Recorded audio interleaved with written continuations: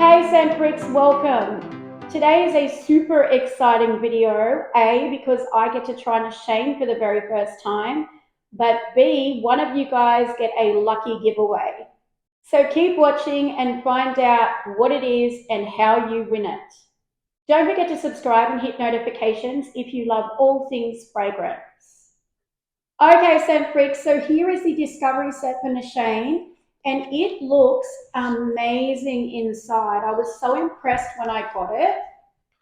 So there is a Nishane card on the front, and then when you open it, you have all the Nishane fragrances in there. There is 12 in total. I don't have one Nishane discovery set, I have two. This is the free giveaway, guys, to one of you lucky subscribers. All you guys have to do to win this fabulous discovery set is make sure you subscribe to my channel and post in the comments below if you have tried Nishane, what's your favorite fragrance and why? And if you haven't, what fragrance did you want to try from their range and why? I will be announcing the name of the lucky winner in 2 weeks. Good luck to you all. Okay guys, let's get on with the video and I will give you guys my opinion on these fragrances. So the first fragrance we're going to review is Annie. I hope you guys can see that. I love the fact that they're individually boxed in this container. I don't think I've ever seen a discovery set quite as luxe as this one. Okay guys, so Annie retails for $429 for a 100ml straight concentration bottle. I'm not going to go through the notes because there are 12 and I'm not going to spend a great deal of time on the individual fragrances. Otherwise, let's face it, we'll be here all day. I'm just going to give you guys a few thoughts that come to the top of my head when I smell it for the first time. Okay, so let's smell Annie. I'm really confused. 1 minute I'm getting like this thick, dense, indulgent amber vanilla dessert scent. But then I also am getting like a cologne vibe as well. It's very unusual.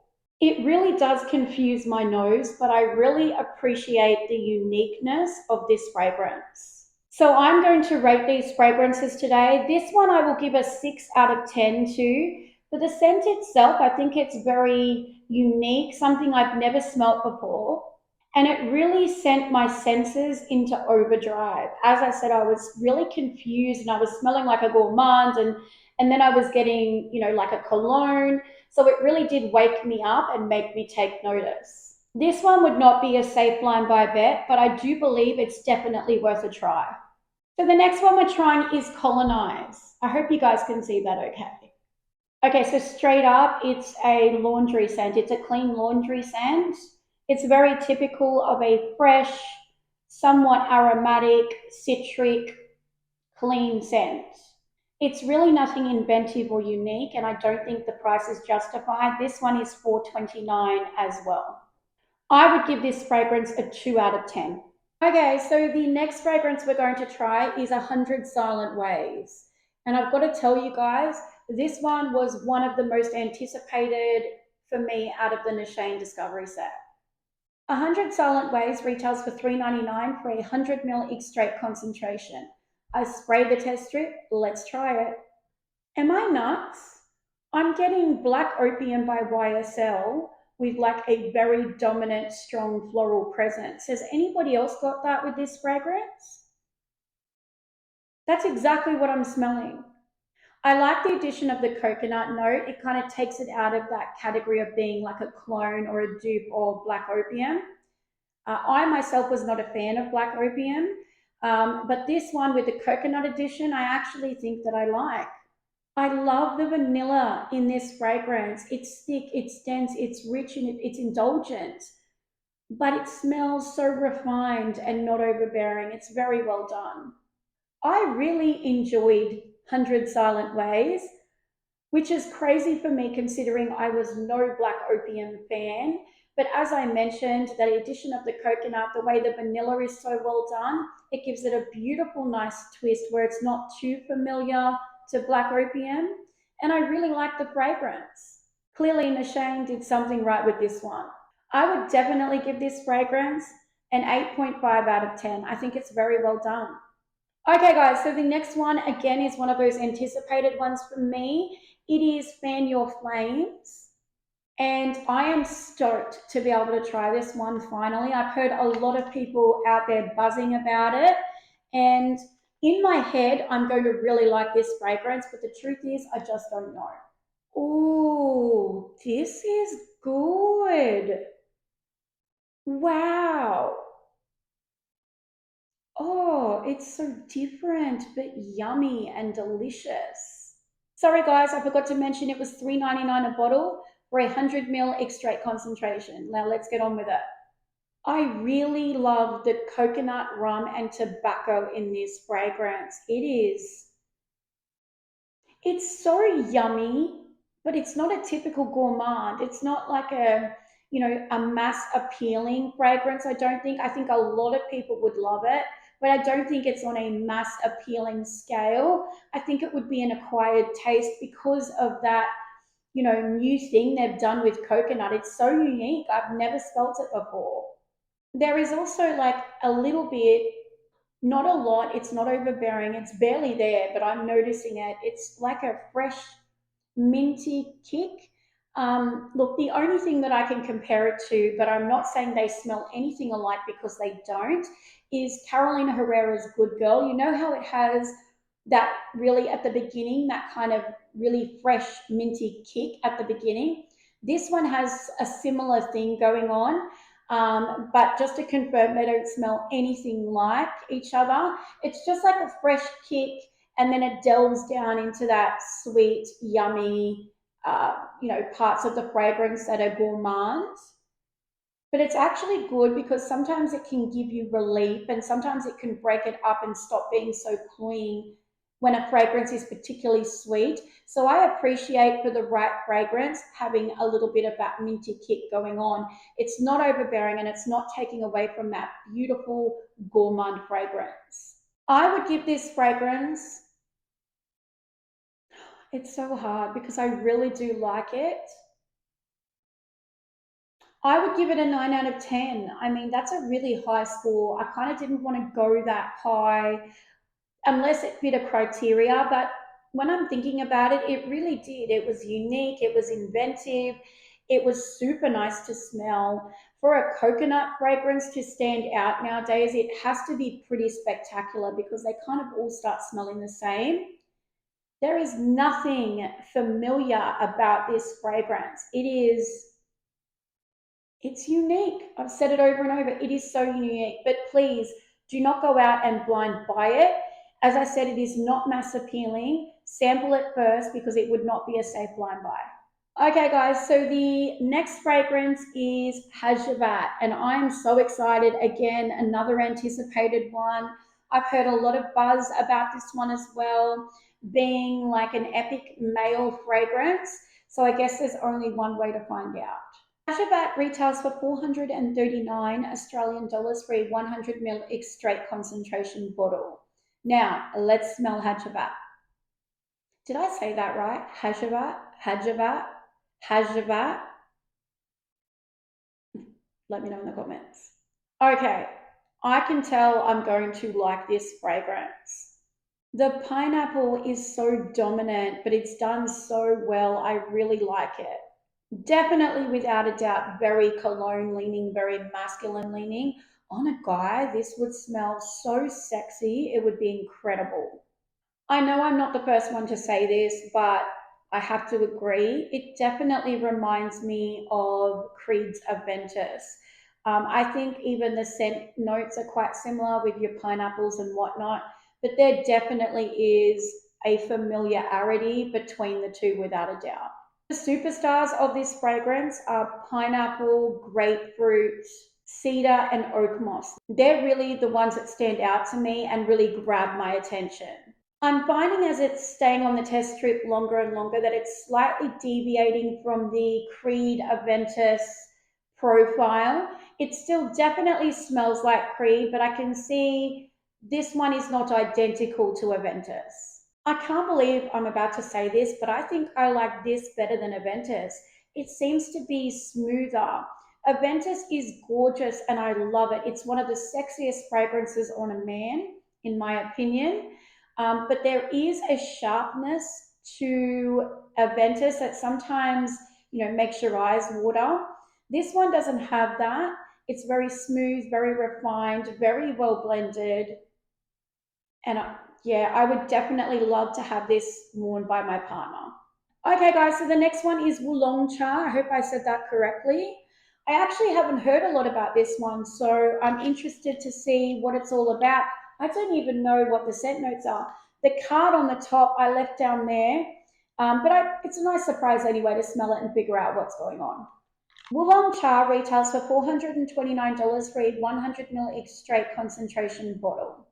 Okay, I don't even need a minute. I can tell straight away that this is not going to be a fragrance for me at all. It's not horrible, it's just so not me. It's way too sharp and bitter and eye-watering. Eye-watering. Eye-watering. It needs more creaminess. It needs a louder fig presence to really balance those other scent notes that are going on. I think the citrus notes in this fragrance are way too dominant and they're annihilating anything else in the fragrance. It's actually a shame because I think this one had a lot of potential. I would give this one a 4 out of 10. Okay guys, the next one is Cara Gourmand. Okay, so Cara Gourmand retails for 330 Australian dollars for a 100 ml straight concentration bottle. Okay, it's very cologne-y to me. Again, very, masculine cologne-like. There's also a very prominent laundry liquid presence again in this one.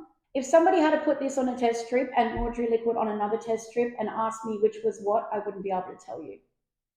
Is there a rice note in this fragrance? Because it's reminding me of another fragrance that I owned that I really didn't like. It was a blonde buy. And it had this prominent rice note in it that made it turn sour. I don't even know if there's rice in this, but there is some sort of a sour element and it's giving me rice. I don't know.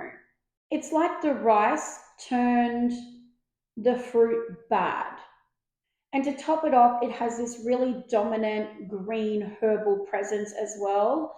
But anybody who watches me regularly, you guys know I'm not into those types of fragrances at all. I'm into sweet, indulgent, sticky, gourmand. Certainly not just gourmand, but it has to have balance. And I feel like this one just doesn't. There are nice aspects to this fragrance though. That cologne part in the beginning I was talking about is still there. And I actually like it, but that laundry liquid, green herbal notes, and like a sour sort of vibe to it is really kind of steering it away from that, taking over and not making it enjoyable anymore. But I think, again, this one had a lot of potential. I would give Cara Gourmand a 3 out of 10. Okay, guys, the next one is called Nanchi. And this one retails for $330 for a 50 ml extract concentration bottle. Yeah, no. I'm sorry. I just know, when you smell a fragrance and either this is giving me a little of what I want and there's a chance I'm going to like it, or nope, I'm not going to like this at all. And this is one of those fragrances for me. This is not at all something that I would ever want to wear or have a partner wear, or yeah, no, not for me. But it doesn't mean it's not for you guys. There's like a dominant, old-fashioned kind of powdery floral vibe going on. It's really got an emphasis on Nana's rose pot puree that's a little dusty. I mean, it's sat there for, a long time undisturbed, and I mean, I would never want to smell anything like that. But that's just my perception. That's what I smell when I smell it.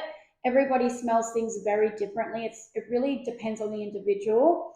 So this is just in my opinion. You may love this fragrance, but definitely sample first. I would give Nanchi a 1 out of 10. Okay, guys, so the next fragrance, I don't think I'm going to say correctly. I think it's Amber Calabria. I don't know, but I'll put the correct name on the screen below so you guys can see it. This one retails for $275 for a 50 ml extract concentration bottle. Okay, this one isn't anywhere near as dominantly floral as Nanchi was, but it's kind of close, probably too close for my liking. Instead, though, you get dominant white florals and dominant musky notes, which are just not a scent preference that I gravitate towards. There's amber and vanilla to my understanding in this fragrance, but I feel like those florals and musk notes are really dominating the fragrance, and you really can't pick up a lot of amber and vanilla at all. It's actually kind of strange though, because as I've let it sit on the test strip, like it was a flat out no for me when I first tried it. But as it's drying down further, it's still a no for me, but it's invoking some type of memory I must have had. I don't know what it was. And then that's giving me a feeling of attachment to it and a positive light to it. But I know my initial instinct that I didn't like it is correct, because this fragrance is nothing that I would normally gravitate towards. It's just hard when, when you have a scent memory that unlocks all of a sudden. It's like this fragrance holds the key.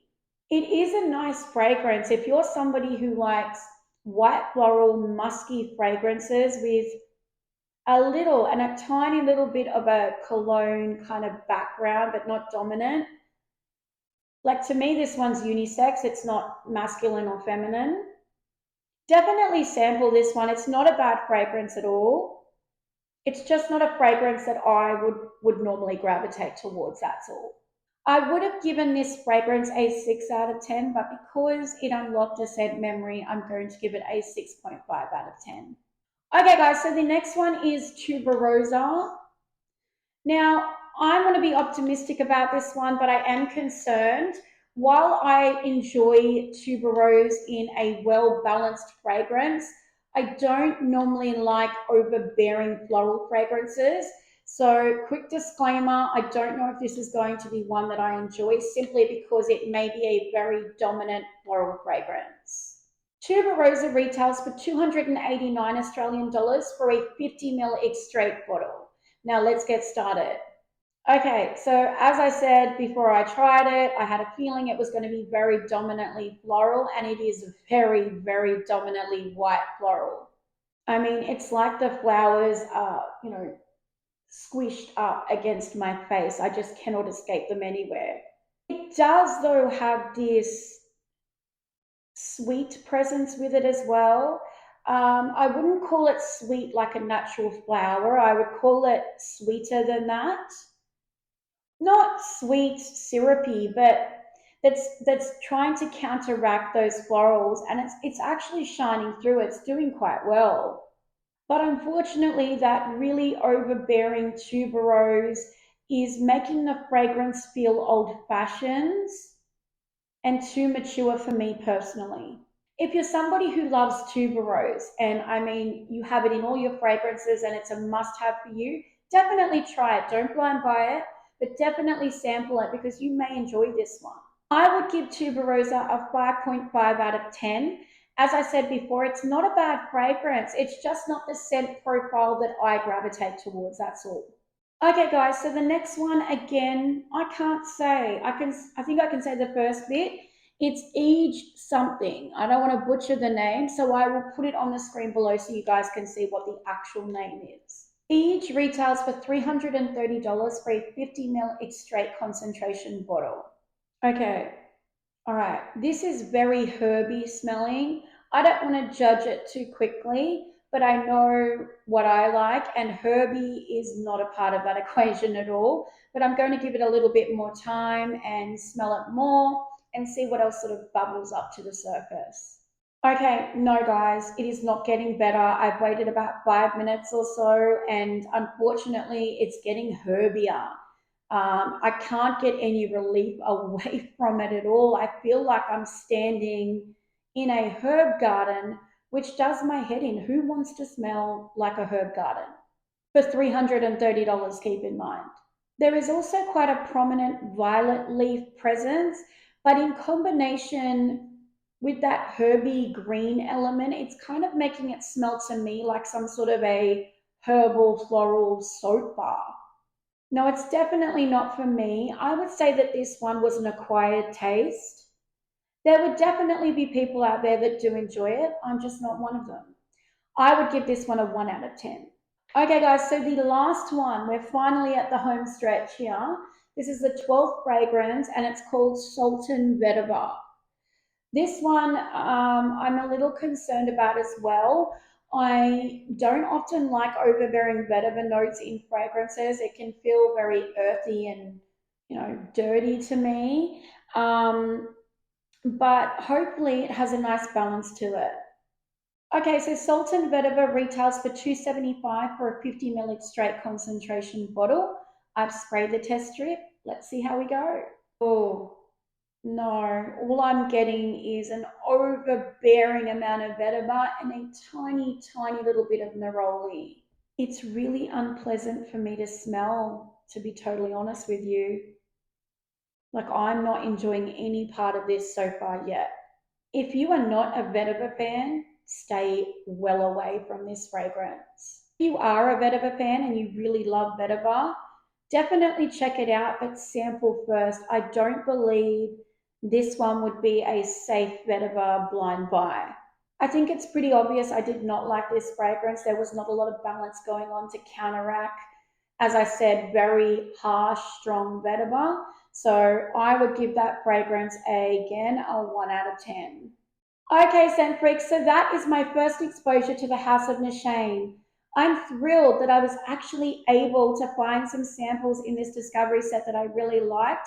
I haven't had the best of luck with discovery sets of late, and I'm ecstatic that one of you guys get to share in the joy of the discovery set. It really is breathtakingly beautiful, and it really gives you an option to explore a large portion of a house, which gives you a lot of insight if it's a house for you or not. So don't forget to subscribe to my channel and comment below, and the lucky winner will be announced in 2 weeks only. If you guys have any questions about the fragrances that I tried today, please shoot it in the comments below as well, and I will definitely get back to you. Thank you so much, scent freaks. I love and appreciate you all, and I hope to see you next time. Take care, guys. Bye bye.